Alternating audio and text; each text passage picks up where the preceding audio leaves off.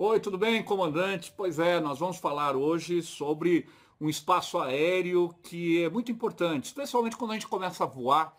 A gente tem uma preocupação assim muito com relação ao espaço que eu vou voar e tal.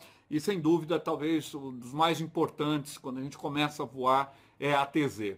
Mas tem tantas coisas que falam sobre a TZ que fica meio confuso. Eu gostaria aqui rapidamente esclarecer essa questão da ATZ. Né? Por exemplo, né, há algumas dúvidas que pairam sobre a TZ. Por exemplo, a TZ é sempre um espaço aéreo controlado? Sim ou não? Outra coisa, a TZ, por que a TZ não recebe classificação de espaço aéreo? Se é um espaço aéreo ATS, então por que não é classificada? Por que alguns aeródromos têm carta VAC, que é aquela carta de aproximação visual, né? Por que alguns têm, outros não têm e tal? Bom, eu quero rapidamente aqui esclarecer essas questões de uma maneira bem objetiva, rápida. Bom, ATZ, o que é a ATZ? Segundo o anexo 2 da ICAO, a ATZ é um espaço aéreo que existe para proteger o circuito de tráfego de aeródromo. Se você pegar na ICA 100-12, você vai ver que lá na ICA 100-12 ainda fala que a ATZ será estabelecida em aeródromos onde existem requisitos especiais.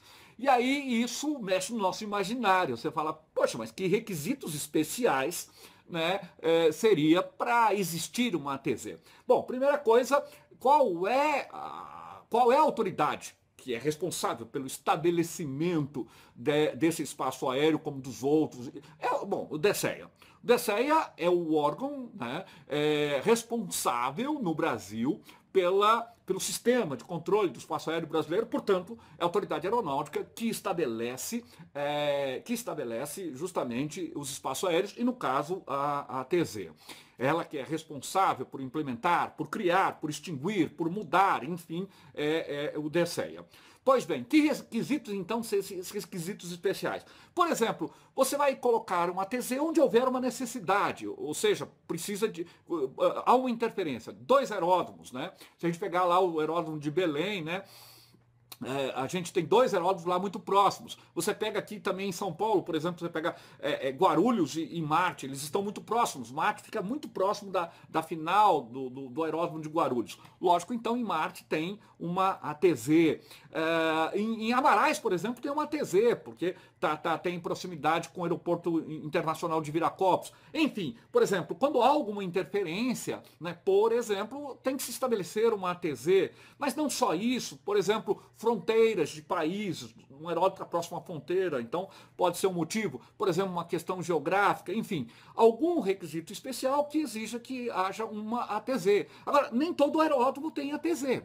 Antigamente tinha aquela ideia, né, as pessoas falavam assim, um aeródromo ele é controlado, então que tem ATZ. E a ATZ é o espaço aéreo controlado. Bom, que fique claro que a ATZ ela só será controlada se houver um órgão de controle. E esse órgão de controle, que faz o controle de aeródromo, só pode ser a torre de controle.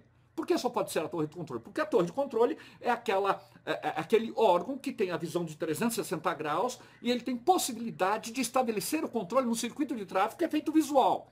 Então a torre de controle é que estabelece que o aeródromo é controlado. Agora a TZ não. A TZ pode ser controlada ou não. Se ela tiver um lugar onde tem torre de controle, é controlada. Se não, não é controlada. Não é? Então, essa é uma questão importante. A outra questão que nós falamos, né, que é essa questão, por que não tem classificação? Né? Essa é uma questão que fica, né, nas pessoas. Por que não é espaço aéreo ATS? Bom, sem dúvida. Então vamos esclarecer. A ATZ é um espaço aéreo ATS, sim. Por que é um espaço aéreo ATS? Porque se presta um serviço ATS. Que serviço? De controle quando ela for controlada e de informação de voo se ela não for controlada. Né? Então tem muitas localidades. Por exemplo, você pega na Terminal São Paulo, né? Tem a IC 1715 de novembro de 2015, que é muito interessante, porque o Terminal São Paulo é bastante grande, tem um monte de coisa e tal. Por exemplo, tem 9 ATZs, 9 ATZs. Dentre elas, 2 são controladas e 7 não são controlados. E outra, nem todos os aeródromos têm ATZ. Congonhas não tem ATZ, CTR não tem ATZ, Campinas não tem ATZ, São José dos Campos não tem ATZ.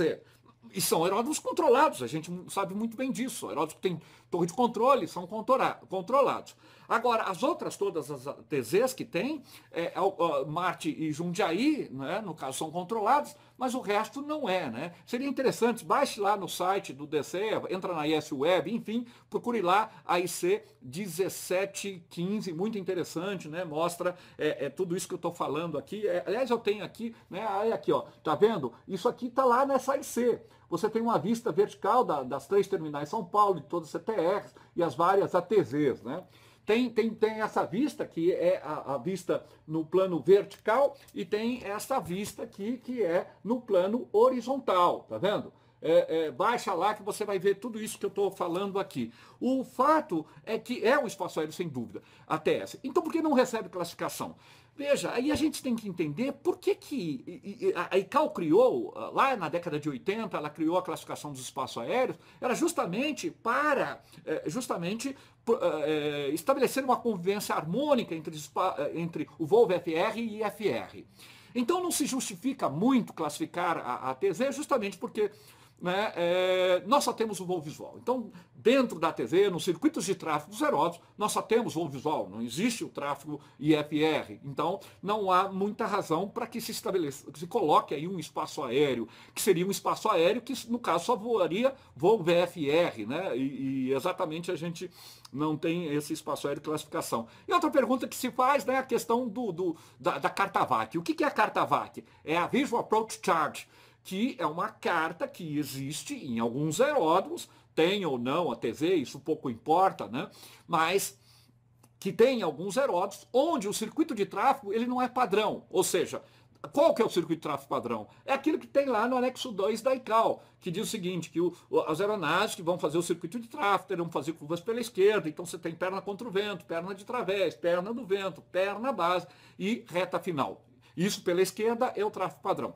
Quando esse tráfego não é padrão, e ele não será padrão por razões outras, né, terá que ter carta VAC. Então todo aeródromo que tem um circuito não padrão terá a carta VAC, ok? Então espero que tenha ajudado você aí com o esclarecimento dessas questões, ok? A gente se vê nos próximos vídeos. Um grande abraço.